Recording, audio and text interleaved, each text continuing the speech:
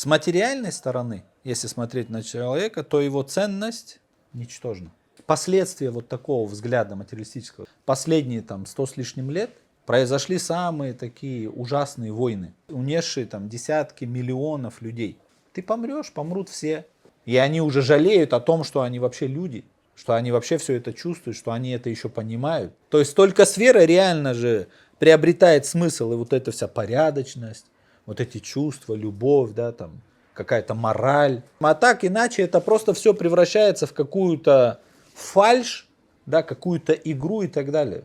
Для чего? Чтобы просто там люди как-то считали тебя каким-то, вот и все.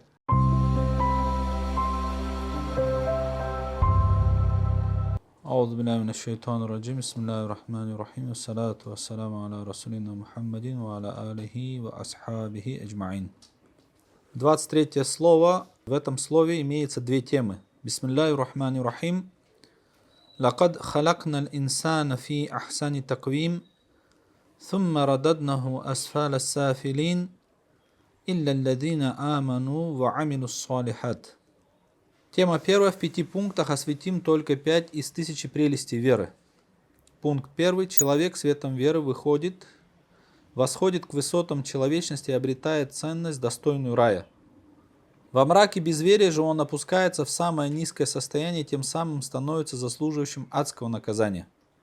Дело в том, что вера устанавливает связь между человеком и всемогущим Творцом. То есть такие очень емкие выражения, да, которые каждая из них, по сути, дает пищу для размышления. То, что человек светом веры восходит к высотам человечности и обретает ценность, достойную рая. То есть, действительно, если посмотреть на человека, все вот эти его человеческие чувства, они по-настоящему применимы и развиваются, и, как бы можно сказать, правильно работают, и можно даже сказать, не мешают человеку только с верой.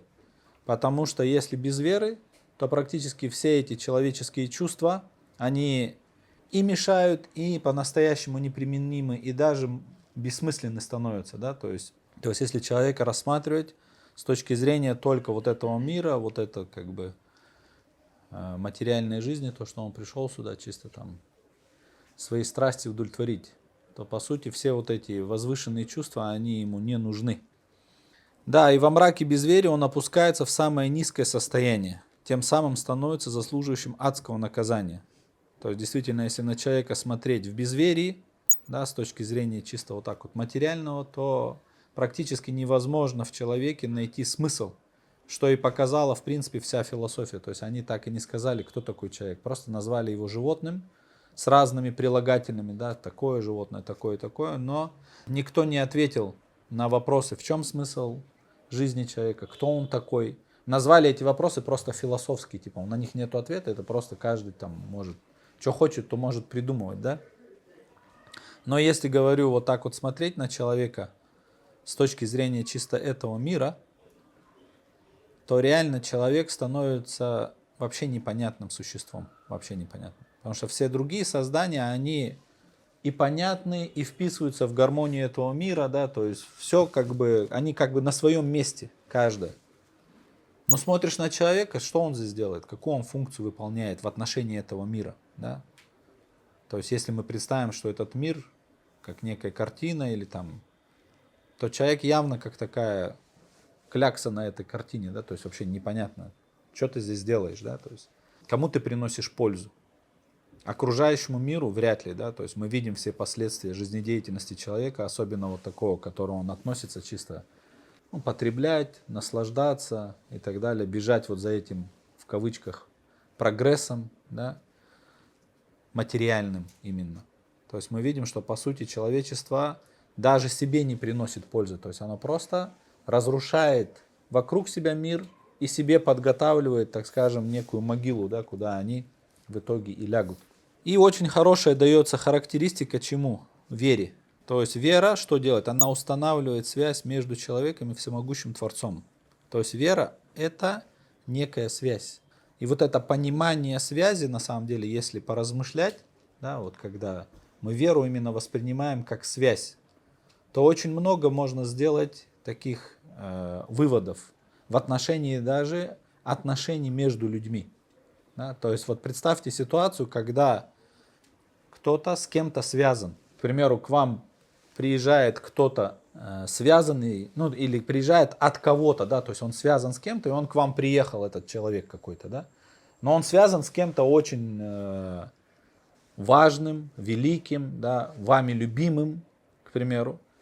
И даже если этот человек сам вам в чем-то там не нравится и так далее, но вы вынуждены будете учитывать вот эту вот связь, да, этого человека с тем, кого вы любите, кем вы, так скажем, кто для вас дорог и так далее, да, то есть точно так же и когда человек именно рассматривает все, что его окружает, да, каждое создание, понимая, что оно именно создание, особенно если это там человек и он верующий, он понимает, что у него есть связь с Творцом. И эту связь нужно учитывать, правильно? То есть, учитывая эту связь, даже если, к примеру, тебе человек там чем-то не нравится, да, к примеру, или там что-то в нем тебе не нравится, но ты же вынужден будешь, да, то есть, к примеру, сейчас даже возьмем, к примеру, какой-то человек придет от государства. То есть он связан с государством, да, у него есть там корочки, и он выполняет определенную задачу, определенную функцию. То нравится он тебе, не нравится, но ты вынужден учитывать, что он представитель кого-то. То есть он с кем-то связан, в частности, к примеру, там, власть. То ты будешь вынужден подчиняться, делать там, выполнять это. То есть ты не можешь игнорировать эту связь. Да? А теперь представьте, то есть каждый человек, особенно верующий, он является и созданием, и представителем, и он связан с Творцом. То есть теперь, как ты должен тогда относиться, да, к такому человеку? И плюс еще сам у человека так психология работает, да, к примеру, что как только человек забывает, что он связан с Творцом, кого он представляет здесь, то его поведение меняется. Да, вот это вот понятие, да, то есть ихсана, да, или там хузура, это же именно с этим связано. То есть мы как только забываем про эту связь с Творцом, мы впадаем вот в беспечность, да, в гафлет. И наше поведение сразу же меняется. Но если бы мы все время помнили, да, об этой связи, то есть с кем мы связаны, кого мы представляем. Представь, ты куда-то поехал, не сам по себе, а тебя какой-то великий, там, к примеру, правитель или кто-то тебя сделал своим представителем, да, сказал, вот, ты поедешь, будешь определенную функцию выполнять. Вот это то, что тебя послали с определенной функцией, это наложит на тебя отпечаток, да, в твоем поведении. Конечно, потому что ты понимаешь, ты не сам по себе, ты связан, то есть ты представитель чей-то. И вот точно так же, когда человек помнит, что он связан с Творцом, да, что он является представителем здесь, как Всевышний говорит в Коране, наместник, да, то есть халиф. То есть каждый человек потенциально это халиф земли, да, то есть в нем есть такие задатки. И поэтому, когда человек об этом помнит, то он, естественно, будет себя по-другому вести. Так вот, вера – это связь. В таком случае человек обретает ценность с точки зрения проявляющегося в нем благодаря вере Божьего творчества и росписи божественных имен. Безверие же что делает? Оно разрывает эту связь, а разрушение связи скрывает творческую деятельность Господа, и ценность человека будет определяться уже только с материальной стороны. Но ценность материи, вследствие того, что она и тленна, и недолговечна, представляет собой временное животное существование, то есть по сути она ничтожна. То есть просто реально пускай человек подумает, кто он такой с точки зрения материи в этой вселенной. Ну кто ты? На этой планетке ты возьми, да, с точки зрения там Солнечной системы, галактики и всей вселенной. Ну кто ты такой? Что твоя жизнь в этой вселенной? Это просто какая-то вспышка. И понятно, когда люди, которые пытаются размышлять над смыслом жизни, к примеру, или кто такой человек, но только они учитывают материальную, да, составляющую, что человек это животное, это чисто материя и так далее, понятно, невозможно найти смысл, потому что, ну, что он может из себя представлять в этой вселенной с точки зрения материального? Какой-то там вид, почти как бактерия какая-то, да, там на какой-то планетке, да, то есть все. Или там вирус какой-то. Все. Поэтому и понятно, что люди говорят, да, нету смысла там. Это понятно, потому что вы смотрите на человека только с материальной стороны. С материальной стороны, конечно, нету никакого смысла. Абсолютно. Тем более, когда существует вот этот момент смерти, да, который все, да, то есть просто умножает на ноль. Правильно? И что бы ты там ни придумывал, какие смыслы, какие цели и так далее, ты помрешь, помрут все. Даже если ты для кого-то что-то там делаешь, в итоге все равно все это аннулируется смертью, да, исчезновением. Поэтому с материальной стороны, если смотреть на человека, то его ценность ничтожна. Просто реально ничтожна. И мы, в принципе, и видим вот это, как бы, как сказать, последствия вот такого взгляда материалистического, да, то есть последние там 100 с лишним лет произошли самые такие ужасные войны, унесшие там десятки миллионов людей. То есть вот такое отношение материалистическое, да, потому что в мире явно захватили такие идеологии, да, все человечество, там коммунизм, там, не знаю, капитализм, не знаю, и так далее, которые смотрели, по сути, человека рассматривают, ну, чисто с материальной стороны. И мы увидели, к чему это привело в итоге. То есть это привело просто к ужасным последствиям. К ужасным. Причем, говорю, даже если, к примеру, в истории человечества и были какие-то религиозные войны, к примеру, да, но они все равно, они не были настолько кровавые, это раз. Во-вторых, все равно разница есть, когда люди, к примеру, совершают убийство на каких-то чувствах, к примеру, там даже какой-то там, к примеру, даже ненависти или какой-то злости или, ну, вспышки, да, вот каких-то чувств, даже пускай религиозных, да, там какой-то фанатизм, к примеру, у кого-то был там, и он там что-то натворил. Зачастую, когда у человека потом вот эти чувства остывают, он сожалеет о том, что он натворил. Да? То есть, когда человек в чувстве гнева может натворить делов, а потом, когда остывает, он там сожалеет. Но посмотрите, как происходило, грубо говоря, да, вот там во время там, особенно Второй мировой войны. Да? То есть, как людей там реально, какие эксперименты ставили, там, издевались вообще там, ну просто жестко смотришь даже вот эти записи, там, как, к примеру, там немцы или японцы, да, то есть что они делали с людьми, реально рассматривали человека как просто, как сказать, просто материал какой-то, да, там. Просто это вот, ну, ужасает реально вот такое отношение, и сейчас мы это видим, да, то есть. Поэтому с этой точки зрения, конечно же, человека невозможно ни оценить по-настоящему, ни найти его смысл. Чтобы это приблизить к пониманию, очень красивый здесь пример есть или сравнение. Например, известно, что в творениях человека стоимость материала и стоимость творческой деятельности весьма различны.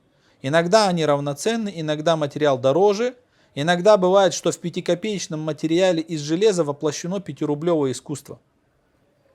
А иной раз какое-нибудь антикварное произведение искусства обретает ценность в 1 000 000 рублей, хотя его материал не стоит и 5 копеек. Так вот, если такое антикварное произведение искусства будет выставлено на рынке ценных уникальных вещей с упоминанием удивительного и очень древнего искусного мастера, и относя это произведение ему, оно может быть продано за 1 000 000. Если же его выставить на рынке грубых железноскобяных изделий, его могут купить как 5-копеечное железо. То есть, если мы расценим с точки зрения материала, возьми какую-нибудь там великую картину, там, да, которая написана там каким-то. Если с точки зрения материи смотреть, там холст, масляная краска, там деревянная рамка, все это можно спокойно купить. Правильно? В принципе, за небольшие деньги. А теперь с точки зрения творчества стоят там некоторые работы вообще невозможно купить. То есть есть, к примеру, такие произведения искусства, которые у тебя просто, вот сколько бы у тебя денег не было, ты не сможешь их купить. То есть есть, к примеру, какая-то статуя, да, там Микеланджело. То есть ты просто, у тебя вот будет по весу этой статуи будет золото, ты не сможешь поменять, то есть ты не сможешь купить. Что в ней ценится? А эта статуя, она, к примеру, просто там из какого-то камня, к примеру, из мрамора. То есть мрамора ты можешь такого купить сколько угодно.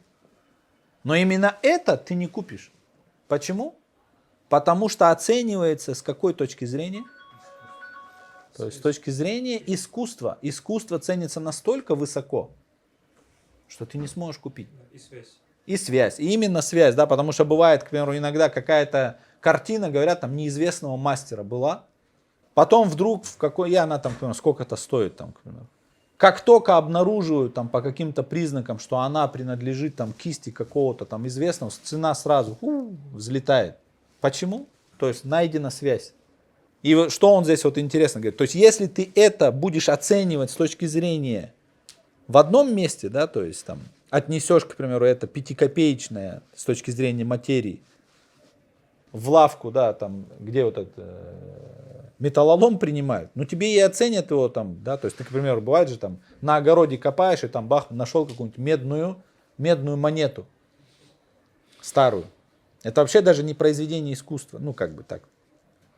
Это просто какая-то монета из-за того, что она старая, да, но если ты ее понесешь в металлолом, тебе она медная, то есть тебе там за эту медь там дадут 5 копеек, грубо говоря, и все. А если ты в антикварный магазин понесешь, да, то есть тебе дадут такую цену. И еще интересно, тут недавно такой эксперимент делали. Один человек, да, встал в метро, по-моему, в Америке, и 6 часов подряд или 5 часов играл там самую, короче, как сказать, такую музыку, знаешь, там всякие пьесы, самые знаменитые туда-сюда. И за это время там, короче, его послушало всего там пару десятков человек. И там оставили копейки какие-то ему. А это, оказывается, лучший музыкант, там, лучший скрипач, который тут, в этом же городе, просто будет через какое-то время давать концерт, и там будут присутствовать и платить такие деньги. Понимаешь, то есть... Да.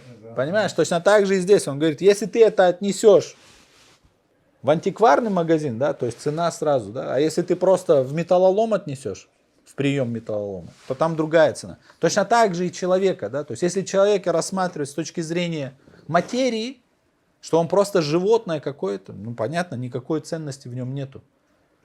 И поэтому и видно, как относятся к людям, да, как вообще рассматривается это все. И мы все вот эти проблемы, в принципе, видим в мире из-за этого. Но если же ты человека начинаешь оценивать с точки зрения, что он создание Творца, и ты реально начинаешь понимать, грубо говоря, замысел Творца, да, то есть ты же смысл жизни человека тоже можешь понять только реально связывая с Творцом. То есть ты понимаешь тогда, что хочет Творец, зачем вообще человек создан. Без этого невозможно найти. Так вот, кто такой человек?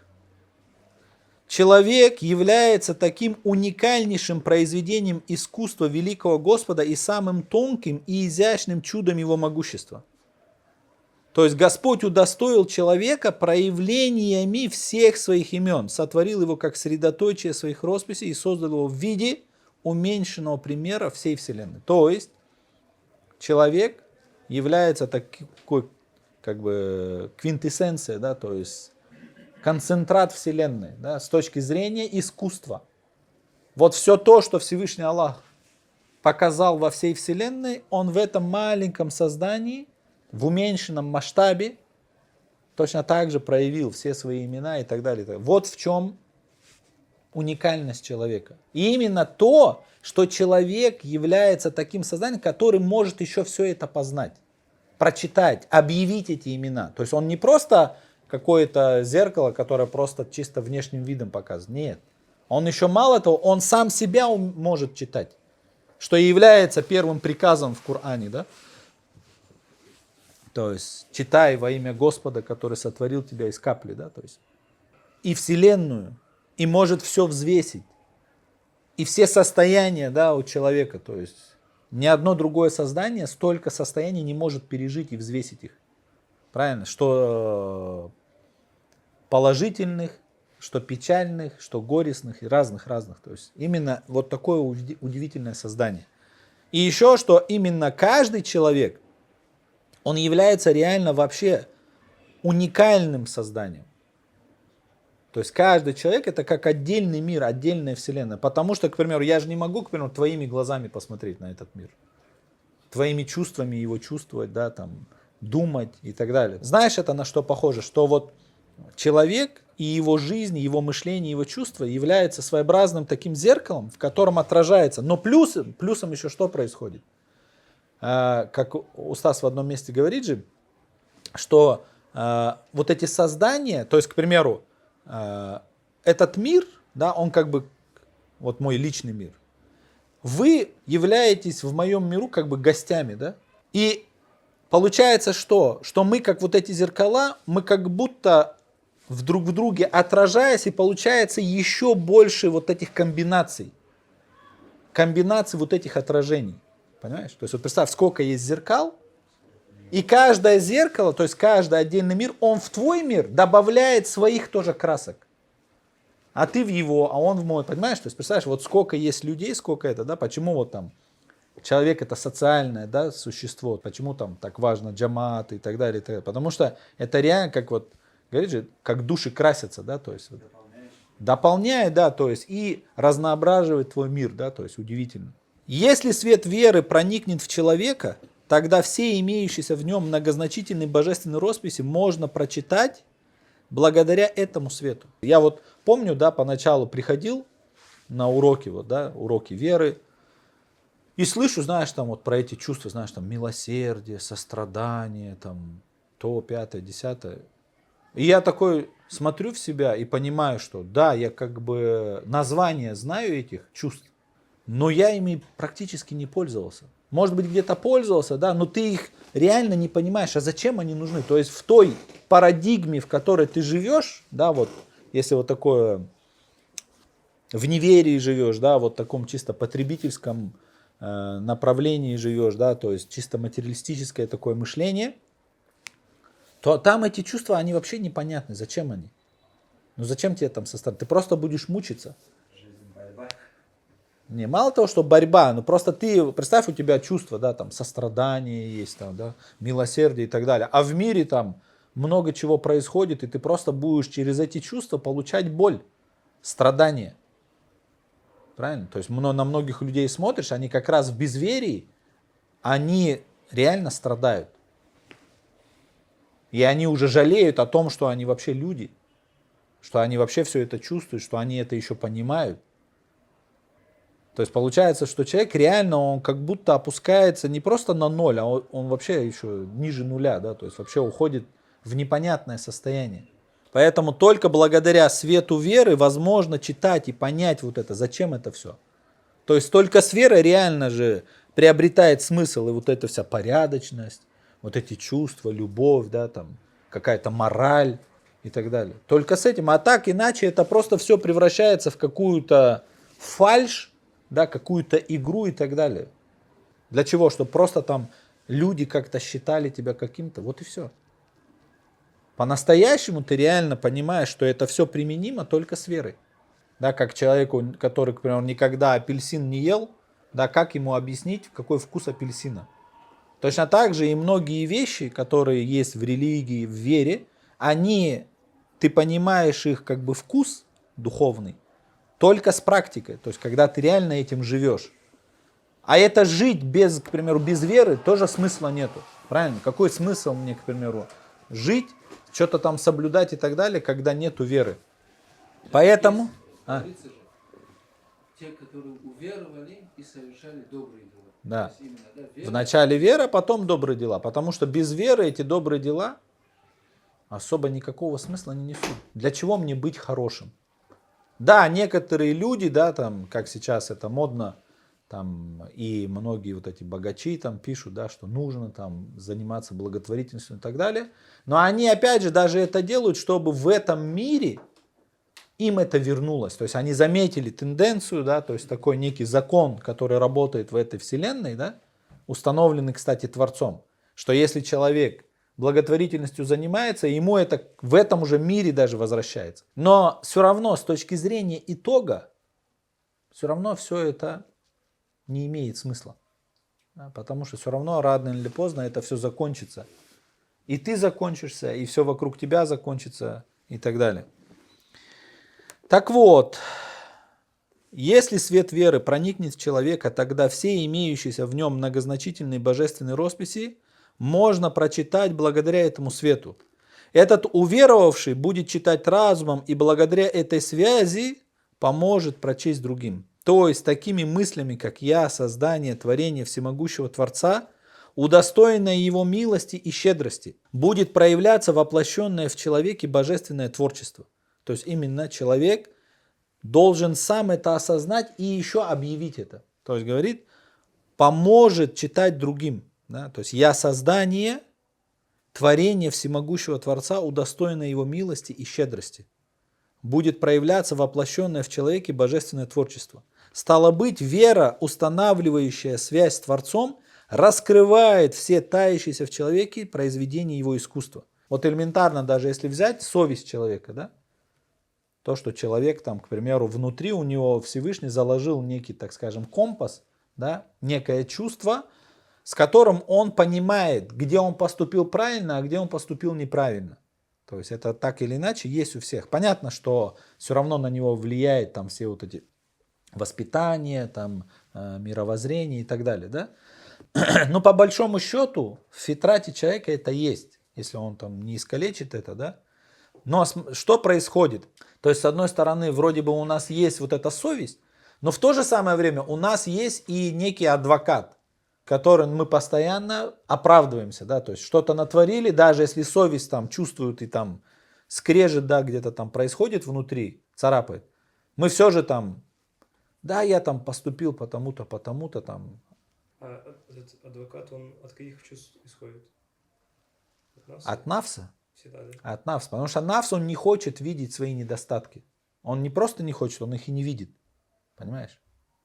И получается, что у человека вот такая внутри борьба. То есть, с одной стороны, вроде бы есть совесть, а с другой стороны, вроде бы есть вот этот так называемый адвокат. И если у человека нету веры, особенно, еще что важно, именно осознанной веры, если нету, то в итоге человек может настолько свою вот эту совесть там заткнуть, затоптать и так далее, что он в итоге потом будет такие дела делать, и особо его совесть не будет мучить.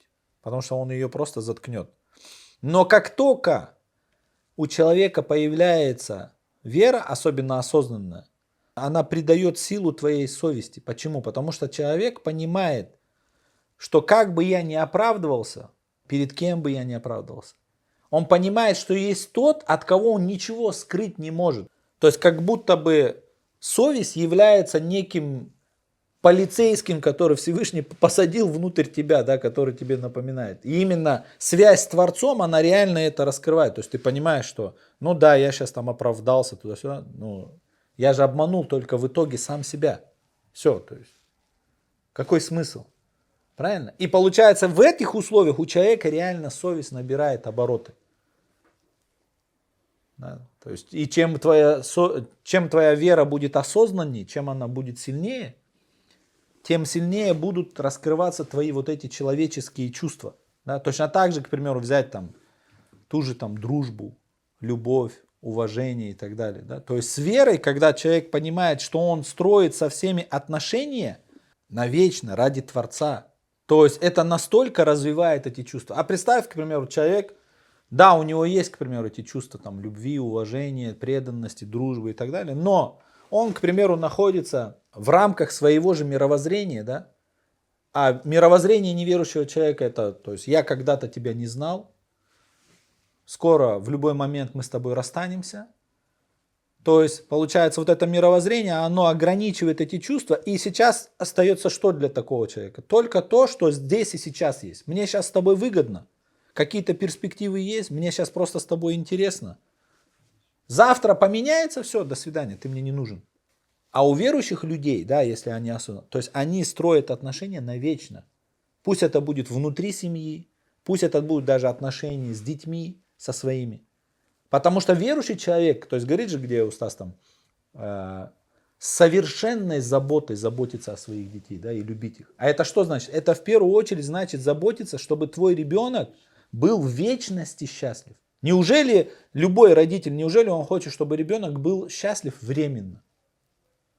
Нет, если ты человек, то ты хочешь вечного счастья.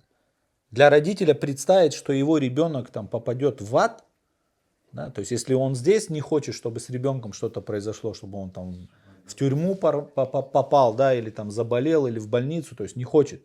А теперь представь, есть такая угроза, вечный ад. Кто хочет, чтобы его ребенок? Нет. Так что ты делаешь для того, чтобы, да?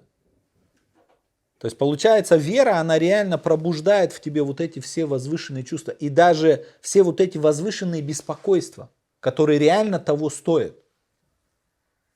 И такая мотивация у тебя должна появляться. Ты должен реально делать.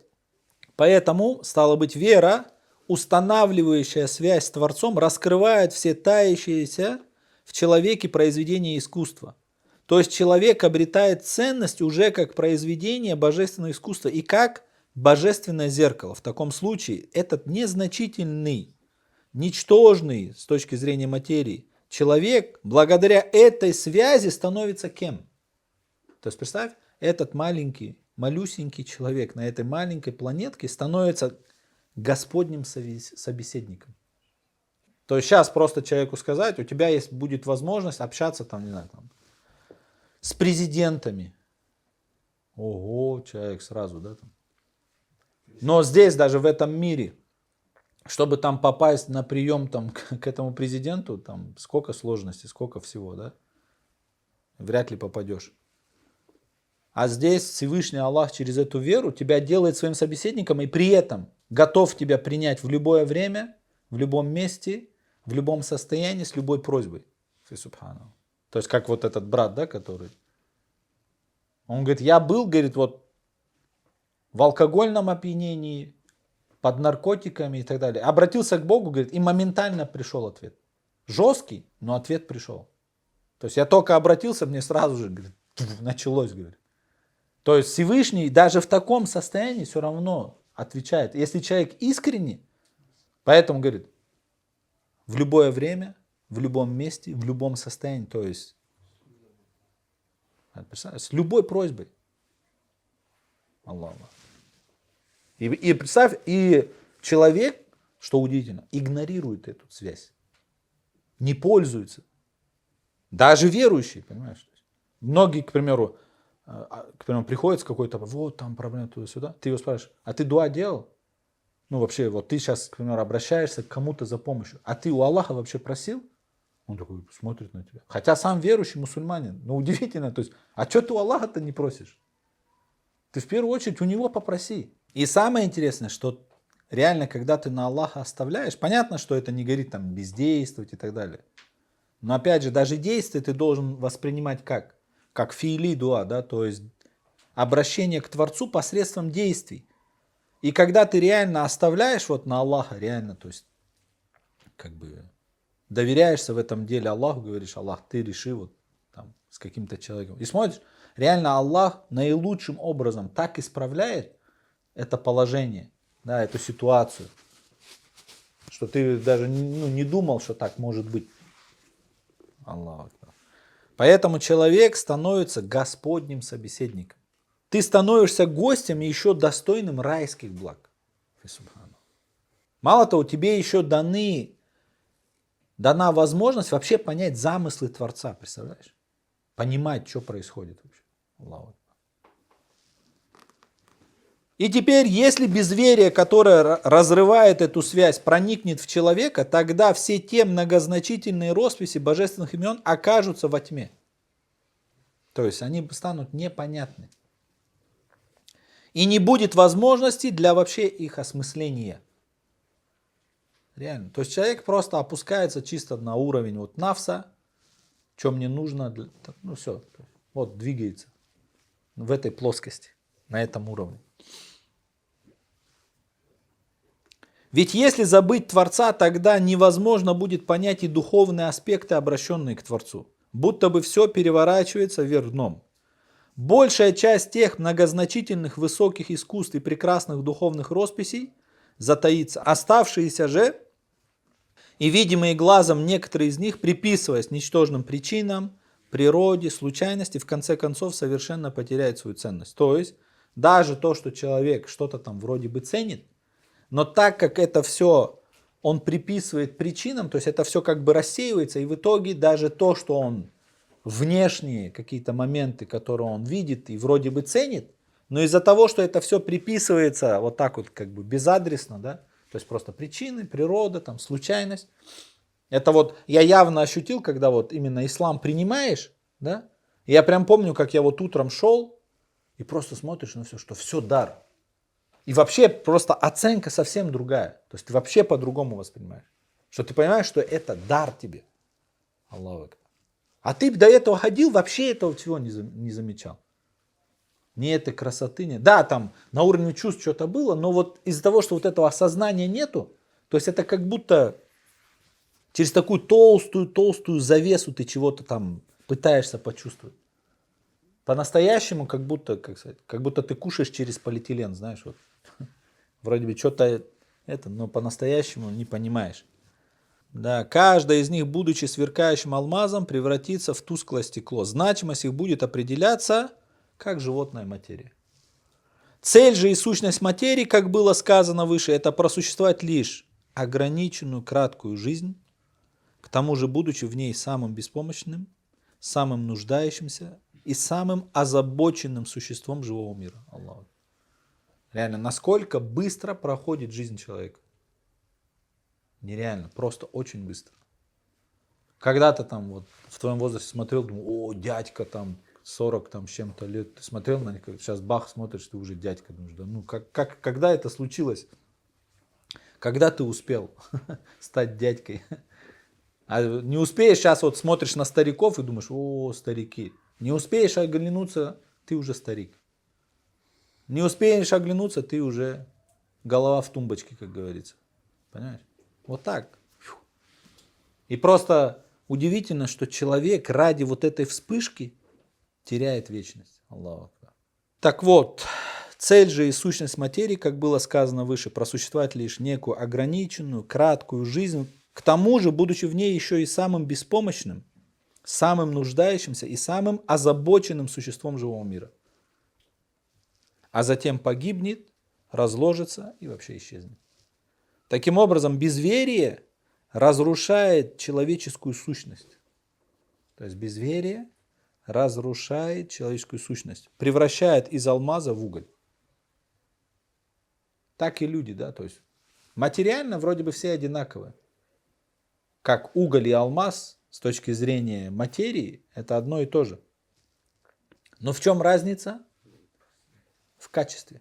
Точно так же и люди. То есть они ценятся качеством.